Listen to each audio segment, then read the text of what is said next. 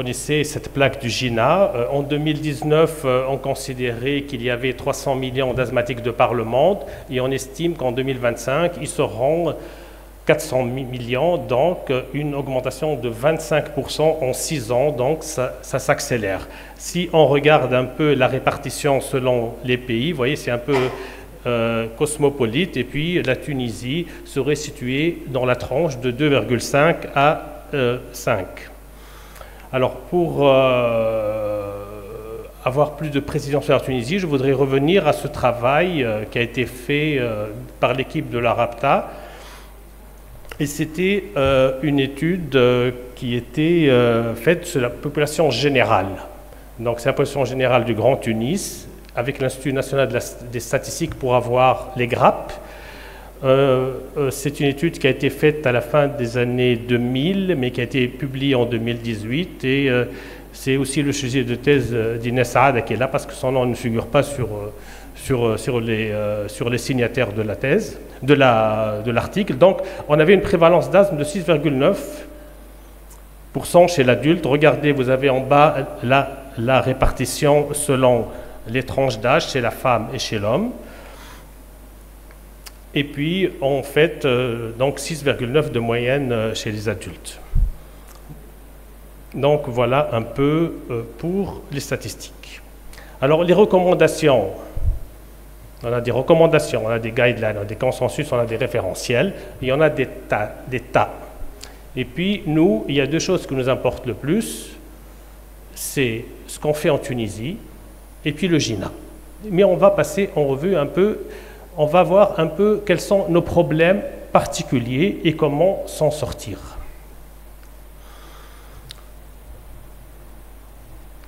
Donc, vous avez le référentiel sur l'asthme tunisien qui est sorti en 2017, qui a été fait sous l'égide par la Société tunisienne des maladies respiratoires et d'allergologie. Puis vous avez le british, vous avez l'américain, vous avez le français, vous avez le japonais et vous avez enfin le GINA. Le GINA qui regroupe un peu tout ça, et vous allez voir, alors le référentiel de l'asthme, je voudrais aussi qu'on ait une pensée pour Kérim Rqiq, notre ami, qui était un des coordinateurs de ce référentiel avec Agnès, et puis je crois que la majorité des signataires de ce référentiel sont ici dans la salle. Donc regardez, ça c'est le GINA 2023, vous savez qu'il est sorti depuis quelques semaines maintenant. La page 2, il y a un petit encadré qu'il faut quand même lire. Parce que quand on lit ça, qu'est-ce qu'on trouve? On trouve qu'ils vous disent que lors de l'évaluation du traitement des patients, il est fortement conseillé aux professionnels de la santé d'utiliser leur propre jugement professionnel et de tenir compte des réglementations et des lignes directrices locales et nationales. Ça, c'est en tout petit, mais c'est très important. Ça veut dire que le GINA est là pour donner les grandes lignes et puis que chaque pays se doit d'adapter ces grandes lignes au vécu de leur pays. Et vous vous souvenez un peu, les moins jeunes d'entre vous se souviennent du premier GINA, que vous savez que GINA cette année fête ses 30 ans, c'était en 93, et la première édition est sortie en 95, et à l'époque c'était un menu. Maintenant le GINA est devenu à la carte. Et les gens du GINA ont compris cela, et vous allez voir quand on va parler un peu de GINA qu'ils ont compris qu'il faut laisser un champ libre aux sociétés locales pour l'adapter à leur pays. Alors comment on va relever les défis de prise en charge de l'asthme? D'abord, il faut qu'on voit notre réalité. C'est quoi notre réalité? Notre réalité, c'est d'abord ça. Vous êtes en consultation et la question que vous poserez à votre patient, quand il revient après 2 ou 3 mois, prenez-vous votre corticoïde inhalé chaque jour? Et sa réponse, il ne me fait aucun effet. Je préfère mon spray bleu, il est rapidement efficace, mais aujourd'hui, je viens parce que j'ai juste une bronchite. Ça, on l'a tous entendu, le patient ne veut pas prendre son traitement de fond, et ça, c'est un premier défi qui se pose. Mais la réponse peut être différente. Ça, c'est le problème d'observation. La réponse peut être différente, parce que nos réalités, c'est aussi, vous reposez la même question, 3 mois plus tard, et sa réponse, j'ai eu 15 jours de traitement ici au CHU, au dispensaire, il n'est pas disponible. J'ai acheté une fois, il est trop cher. Maintenant, depuis 6 mois, j'utilise juste la fashfesh zarqa, donc le spray de salbutamol, et ça lui va si bien, mais il n'est pas contrôlé et il a toujours des problèmes. C'est un problème d'accès au traitement que nous vivons au quotidien, aussi bien dans le secteur public que dans le secteur libéral. Il revient encore, vous reposez la question, ou bien un autre patient, et vous avez une autre réponse. Comme je ne cotise pas régulièrement à la CNSS, la CNAM ne me rembourse plus. J'ai acheté une fois le médicament, il est trop cher. Maintenant, j'utilise la saloperie de fashfesh zarqa. Et c'est toujours, ça revient toujours, ils utilisent son spray. Toujours un problème d'accès au traitement. Ou bien il revient, le patient, prenez-vous votre corticoïde inhalé chaque jour? Et sa réponse, mon médecin a demandé une APCI asthme, la CNAM a refusé l'APCI, mon asthme étant considéré comme modéré. J'ai acheté pendant 3 mois, j'ai atteint le plafond de remboursement, il est trop cher, j'utilise juste la fashfesh zarqa, mais 3 à 4 fois par jour. Ça, c'est notre quotidien et on le vit tous, quels que soient les patients qu'on reçoit. Mais notre réalité, c'est encore, prenez-vous votre corticoïde inhalé chaque jour? Non, j'ai arrêté, parce que le cousin de ma belle-mère, infirmier à Bollat, a parlé avec le médecin de son hôpital, qui lui a dit que ce n'est pas de l'asthme que j'avais. Et aussi, je ne veux pas m'habituer aux feshfeshet. D'ailleurs, mon grand-oncle est mort par usage de la feshfesha. Et ça, c'est encore la réalité. Et parfois, ce n'est pas le cousin de la grand-mère de Gbellat, c'est un collègue médecin. Donc, vous voyez, ça, c'est le problème d'éducation thérapeutique. Et l'on se doit, en fin de compte, qu'est-ce qu'on doit? On a un problème d'observance à prendre en considération, un problème d'accès au traitement et un problème d'éducation thérapeutique aussi. La réalité aussi, je vais vous l'entrer par les chiffres. La couverture sociale en Tunisie est de 87%.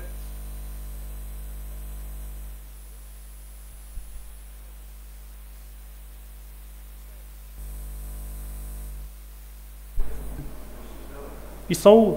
Ah, ça remarche. Donc, voilà, j'ai perdu le fil, je suis désolé. Donc, en 2022, couverture sociale de 87%, c'est une très bonne couverture sociale qu'on le reconnaît. Nous avons 4 millions d'assurés sociaux. Elle était de 82 en 2021. Et le secteur public, donc le carnet bleu, donc je vais le dire pour les étrangers qui sont parmi nous, le carnet bleu donne accès au traitement à l'hôpital et aux médicaments prescrits par l'hôpital. Et puis le secteur remboursement et médecins de famille, c'est 48%, donc c'est en gros 50-50%, et ces deux carnets-là permettent d'avoir un remboursement du médicament. La PCI, c'est l'affection prise en charge entièrement, et ça permet de ne pas avoir de plafond de remboursement. La PCI 11, c'est la PCI qui correspond à l'insuffisance respiratoire dans l'asthme, et elle est de 3,6% en termes d'APCI sur le total des APCI qui se situent. Elle est en 5e rang, donc c'est bien classé, on va dire. Mais quand on regardez cette plaque. Donc vous avez, ça c'est notre APCI à nous, 4% toutes les APCI. Regardez l'hypertension 46% et regardez le diabète 37%. Donc l'asthme, 35% du code 11, 18 200 personnes ont une APCI asthme. Quand on prend un chiffre bas de prévalence, 3% qu'on a vu tout à l'heure, il y aura 360 000 asthmatiques. Donc 5% asthmatiques auraient une APCI et seraient pris en charge pour le traitement. Si on prend un chiffre haut de prévalence, 7% comme trouvé par l'équipe de la RAPTA, c'est 840 000, je crois qu'il y a un zéro en plus, 840 000, et c'est 2,1% ont une APCI parmi les asthmatiques. Quand on compare au diabète, j'ai joué le jeu comparé au diabète, si le chiffre haut de diabète est de 9,6%, donc presque 20% de la population, soit 3 millions de la population, 428 000 ont une APCI, 14%. Si on prenait le chiffre bas, c'est 9,3%, j'ai révisé. Le diabète, 9,3%, ça le chiffre bas, c'est les données de la Banque mondiale. Le chiffre haut, c'est les statistiques tunisiennes. Donc, les données de la Banque mondiale, 9,3%, on aurait 28% des diabétiques qui ont une APCI. Donc, le problème qu'on a, c'est que nos patients, on a très peu d'APCI dans l'asthme. Et là, je me retourne vers la STMRA, parce qu'on est en train toujours de négocier avec la CNAM. On a le gros problème, le fait qu'on ne considère que les asthmes sévères, modérés à sévères, en fait, et les autres, on ne les considère pas, alors que c'est des maladies chroniques, là encore. On est loin des cardiologues et des diabétologues qui, eux, ont réussi à couvrir leurs patients parce qu'ils savent, peut-être qu'ils parlent mieux aux médias, peut-être qu'ils ont... mais nous, on est loin et le travail doit être fait, je pense, à ce niveau aussi. Et ça ne concerne pas que l'asthme, ça concerne aussi la bronchopathie chronique obstructive. Donc les chiffres, regardez sur cette plaque, c'est les chiffres de vente je peux avoir. Alors vous avez en unité les bêta 2 en fin de compte, 1 450 000, 1,5 million à peu près. Donc la moitié c'est des bêta 2. Regardez, quand on regarde là, les corticoïdinalés 26%, les LABA ESC 20%, les antilleucotriènes 5%, la théophiline 3%. Quand on regarde comme ça, on dit c'est pas mal. Bon. Mais ça dénote quand même qu'on utilise beaucoup de les bêta-2 encore. Si on voit un peu les bêta-2, regardez si c'est la même plaque, mais j'ai éclaté les bêta-2 et regardez que 30% c'est les SABA. Donc 30% de tout médicament qu'on donne de l'asthme, c'est le salbutamol, on va dire. Et le salbutamol représente 66% des ventes de bêta-2. Mais regardez, il reste quand même 20% de bêta-2 par voie générale, qui ne devraient pratiquement plus exister et qui sont... Alors, je sais, on va dire les injectables et tout, mais n'oubliez pas, c'est les sirops, les solutions buvables et qu'on donne, et ça ne devrait plus exister, même chez les enfants. On a des pédiatres parmi nous, ils vont peut-être réagir tout à l'heure. Là, c'est une plaque où j'ai montré un peu l'évolution sur les 4 dernières années. Ça n'a pas beaucoup bougé. Même la Covid n'a pas beaucoup impacté. C'est relativement stable. J'ai tous les chiffres, mais j'ai mis les qui me semblaient les plus intéressants. Alors, j'ai voulu m'intéresser au secteur public pour voir un peu. Et bon, comme je suis de la RAPTA, j'ai mes connaissances là-bas. Et c'est là que j'ai mes entrées les plus importantes. Donc, la pharmacienne de l'hôpital m'avait donné les chiffres de vente, pas de vente, de consommation par l'hôpital en 2022. Et regardez, 35% de la théophiline. Ça, c'est notre réalité. Le formoterol, 12%. La beclométasone, 20%. Le salbutamol, 33%. Et on va dire que c'est à majorité consommé par le service de pneumo qui a 42 lits et 10 000 consultations en 2022. C'est l'un des services de pneumo les plus grands en nombre de consultations et de capacité hospitalière. Alors il y a des chiffres que je n'ai pas mis parce que, par exemple, l'association bêta-2 longue action corticoïdinalée, c'était 12 flacons en 2022. Voilà, ça c'est la réalité. Bon, maintenant, on va aller un peu vers ce qui se passe ailleurs. Vous connaissez tous l'étude Sabina, donc Saba Use in Asthma, qui a été promue essentiellement par Astra et qui était allé voir un peu comment utiliser le salbutamol chez les asthmatiques et dans quelle catégorie, et voir ça un peu. Alors ça allait toujours en médecine de base. Donc là, on va avancer. Là, vous avez 61% il faudra pas, vous allez voir que partout dans le monde, c'est la même chose. Il n'y a pas que la Tunisie. 61 des patients à qui l'on prescrit des sabbats avaient utilisé plus de 3 flacons par an. Alors, on considère, le GINA, que vous connaissez aussi bien que moi, considère au-dessus de 2 flacons par an de salbutamol, on a une utilisation excessive. Et regardez, on utilise beaucoup le salbutamol, aussi bien dans l'asthme léger que asthme modéré et sévère. Alors, les chances d'avoir un asthme au moins partiellement contrôlé étaient significativement réduites avec l'augmentation des prescriptions de flacons de sabbat à 2 cartouches, supérieur à 2 cartouches, et le taux d'exacerbation sévère augmentait significativement avec le nombre de prescriptions de sabbat, plus que 2 cartouches. Donc, quand on utilisait beaucoup, on était moins contrôlé et on avait plus d'exacerbation, mais aussi parce que les malades étaient plus sévères aussi. Bon, si on utilise plus, c'est qu'on n'est pas bien. Regardez ici, dans cette étude, c'est toujours Sabina, hein, mais cette étude, c'est une des études sur lesquelles, alors ces études-là, c'est sur lesquelles se base aussi le GINA. Regardez, ici, c'est l'utilisation du nombre de cartouches aussi, donc inférieur à 2, de 3 à 5, 6 à 10.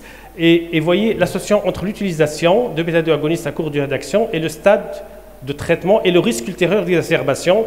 Dans tous les cas, quel que soit le stade, plus on utilise, plus on a d'exacerbation. Et quel que soit, et si on prend tous les stades, c'est aussi la même chose.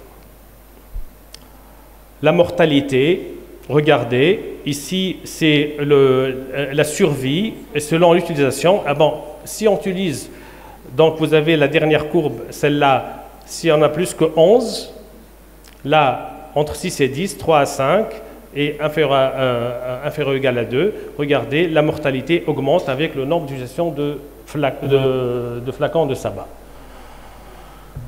Donc là aussi, bon, je vais avancer là. Bon. Et on a toujours les mêmes problèmes. Si on revient au patient, vous prenez votre traitement inhalé, non, je suis guéri. Je le prends que si je tousse. Et c'est sur ça que le GINA a essayé de nous emmener vers le chemin d'utiliser les corticothérapies inhalées chaque fois qu'on utilise les bêta-2. Parce que si le patient est gêné, il va prendre son spray. Ne dors pas, Lassad. Lassad, je te surveille. Hein. Je surveille de toi et c'est Ali. Si l'un de vous dort, oh oui, c'est ça. Si l'un de vous s'endort, c'est que je parle mal. Donc, il essaye de nous mener vers le fait d'utiliser les corticoïdes inhalés chaque fois qu'on utilise le spray de salbutamol afin de nous imprégner de corticoïdes, d'imprégner le patient de corticoïdes et de traiter l'inflammation qui est en fait la chose la plus importante dans cet asthme. Donc, et puis il y a une chose très importante sur laquelle je voudrais insister, c'est le risque d'asthme léger. Quand on a un asthme léger, on va dire que c'est une exacerbation modérée. Bon, c'est pas grave. Quand on a un asthme sévère, on dit exacerbation sévère. Les asthmatiques sévères feraient des exacerbations sévères. Et là encore, les malades en général sont bien imprégnés de traitement parce qu'ils ont une maladie de fond sévère. Mais l'asthme sévère peut aussi avoir des exacerbations légères. Et dans ce cas, eh ben, ça passe. Mais le souci, il est où? Il est quand on a un asthme léger, qui eux peuvent aussi faire des exacerbations sévères, et ces patients qui ne sont pas imprégnés de corticoïdes, qui prennent que le bêta-2 à la demande, eh bien c'est ces patients-là où c'est là où on va voir le risque le plus important d'asthme. Et c'est sur ça que le GINA voulait, et pas que le GINA, les recommandations voulaient qu'on aille donner plus de corticoïdes. Alors, quelles sont les conséquences sur l'approche thérapeutique? Donc, vous connaissez tout ça, je vais passer comme une flèche. On confirme le diagnostic. Quand on en prend en charge un asthmatique, vous savez, il y a plein de diagnostics différentiels qu'il faut prendre en considération, surtout quand on prend le malade en charge pour la première fois. Après, on va essayer de contrôler les symptômes et les facteurs de risque modifiables, donc l'allergène, l'environnement, les irritants, le tabagisme. Après, il faut prendre en charge aussi, bon je dis après mais en même temps, il faut prendre en charge aussi les comorbidités, rhinoconjonctivite, sinusite, polypose naso-sinusienne. On a 2 ORL dans la salle, au moins 2 ORL dans la salle, et ces patients-là qui ont une rhinosinusite et qui est très gênante, ben, ils viennent nous voir pour dire je n'arrive pas à bien respirer, mon asthme ne va pas bien. Et la spirométrie est normale.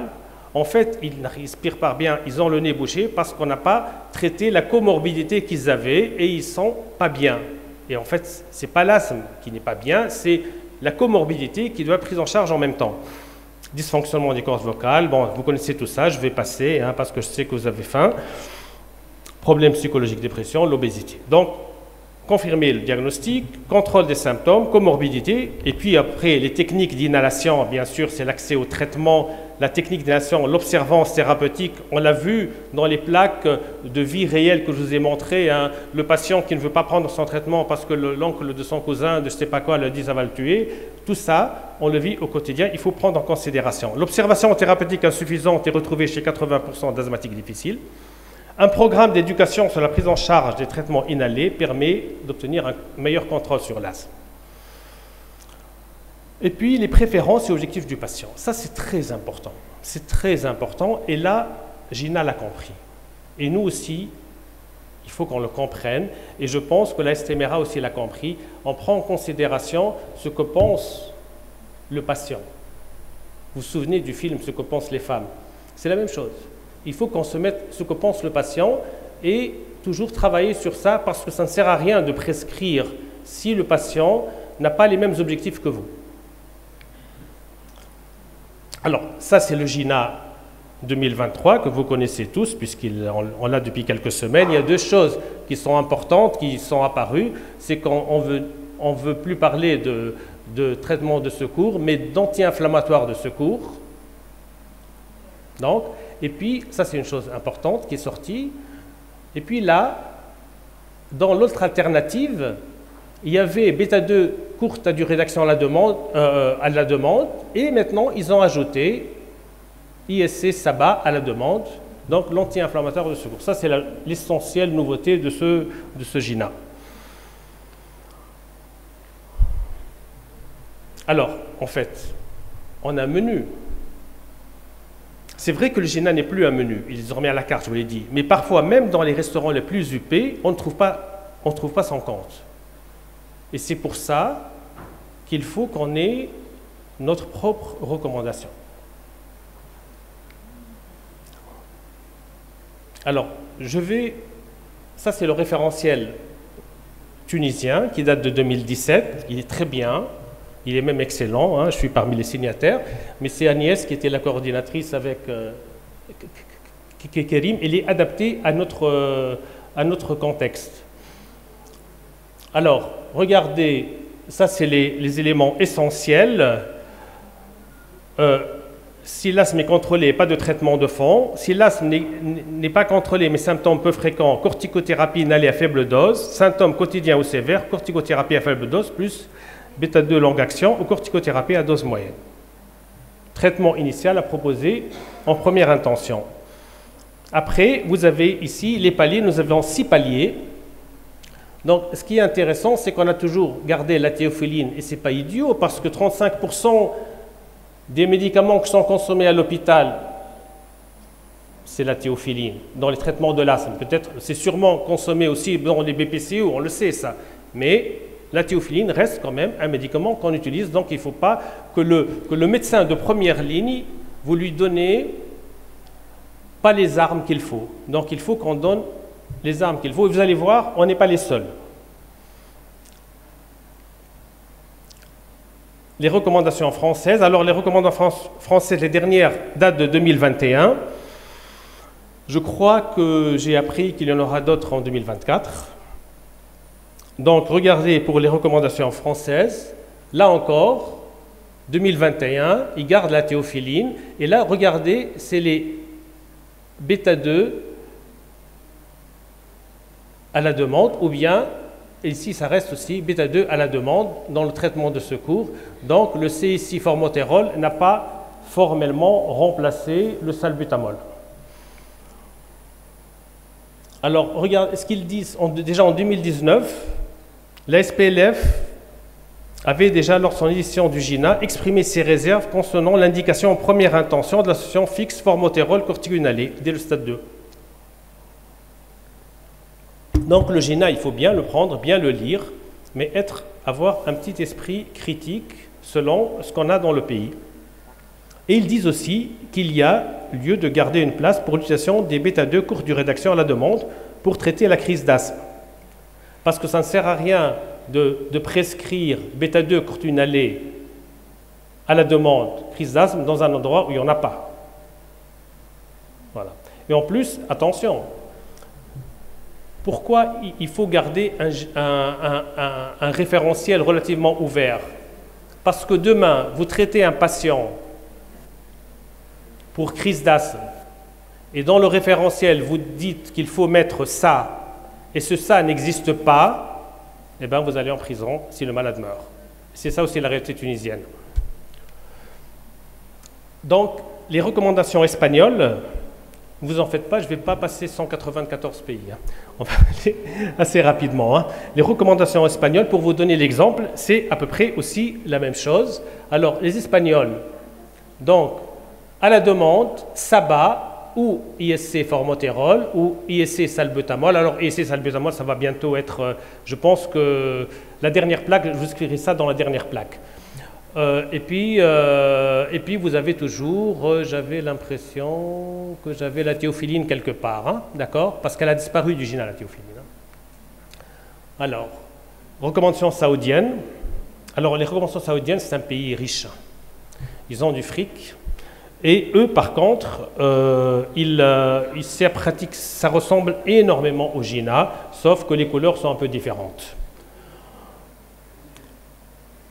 Les recommandations japonaises, c'est très détaillé, mais là encore, vous avez toujours les bêta-2 à la demande et vous avez la théophiline. Donc je vous passe, parce que là, c'est les Japonais. Donc, les recommandations anglaises. Alors, c'est un pavé de 250 pages. Pourquoi? Parce que les Anglais, ils ont la médecine de première ligne qui prend en charge la majorité des patients et les spécialistes, ils viennent après. Donc, il faut que cette Bible soit très détaillée.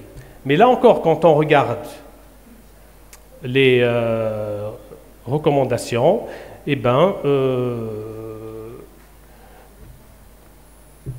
il garde encore short-acting bêta-2 agoniste as required et considéré, bon, mais regardez, il garde encore à peu près la même chose. Alors ça, je voudrais, en fin de compte, toutes les recommandations sont bonnes, mais il faut choisir et bien adapter les recommandations à la population à laquelle on s'adresse. Et j'ai beaucoup aimé cet article, je vous en fais part, qui fait A2 BCD, A Concise Guide for Asthma Management. Et il vous donne les lignes directrices, qui peut être après, vous faites ce que vous voulez, mais ces lignes directrices qui doivent être dans toutes les recommandations. Mais ils n'ont pas inventé la poudre. Regardez, c'est assess, évaluer, donc diagnostic phénotype. Donc, alors, j'ai traduit pour vous. Demandez des antécédents médicaux typiques et des symptômes, et faites une spirométrie. En cas d'obstruction des voies respiratoires, vérifiez la réversibilité. Mais il faudra vérifier la réversibilité, même si pas obstruction des voies respiratoires, on fait systématiquement un test de réversibilité. En cas de fonction pulmonaire normale, vérifiez la variabilité du débit de pointe ou référez à un spécialiste pour des tests de provocation bronchique. Phénotypé, donc l'âge de début, les biomarqueurs, les allergies et les déclencheurs. Ça, c'est l'évaluation qui doit être faite chez tout asthmatique. Il y a une autre évaluation aussi, c'est le contrôle actuel. Documenter le score, donc ACT ou AQT, et poser les 4 questions de contrôle de symptômes du GINA, d'ailleurs le score, évaluer le risque futur, altération de la fonction pulmonaire, antécédent de crise d'asthme, utilisation SABA ou de corticoïdes oraux, les unophilies sanguines ou le FE, et voilà, exactement, merci Sonia, le NO exhalé, c'est disponible. Et puis B, c'est le basique, maîtriser les bases. Éducation et technique d'action, on se souvient du patient dans le cousin d'Akbollat et tout.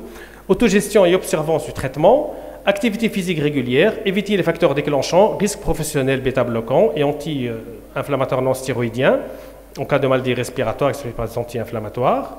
Donc ça, c'est les bases. Les comorbidités, donc on a fait A, B, C, et D, c'est le traitement. Donc traité avec les médicaments qui modifient, donc disease modifying anti-asthma drugs, c'est tout le traitement de l'asthme en fin de compte. Donc vous voyez, alors c'est 3 pages. C'est 3 pages, mais c'est le guide des guides. Et à partir de ça, on fait notre sauce personnelle. Donc, je termine. Hein. Je n'ai pas été lent, Madame la Présidente. Les recommandations tunisiennes. La SMRA, j'en ai parlé hier au dîner avec Agnès, parce que bon, il fallait que je sois à la page, est en train d'actualiser ses recommandations. Ils seront à la page, mais toujours adaptés à la réalité tunisienne. Et ce qui est bien, c'est qu'ils vont être faits en collaboration avec l'INEA Santé, qui est l'instance nationale d'évaluation et de l'accréditation de la santé, et qui permet d'avoir des recommandations beaucoup plus solides. Mais les anciennes sont toujours d'actualité et sont très bien faites. Donc, pour terminer, regardez, ça, chaque année, le GINA, c'est quoi? C'est comme le Beaujolais. Alors, ce Beaujolais, rien de nouveau. Eh bien, chaque année, moi et Ali Ben Kader, on se pose la même question.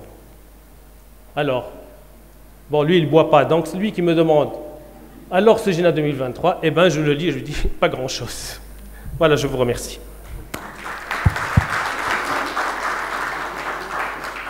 Merci, Dr Béji, pour ce tour d'horizon, mais également sur le tour d'horizon pour les différentes recommandations, mais également sur notre vécu de tous les jours pour nos patients asthmatiques. Alors, je donne la parole à la salle, si jamais il y a des questions,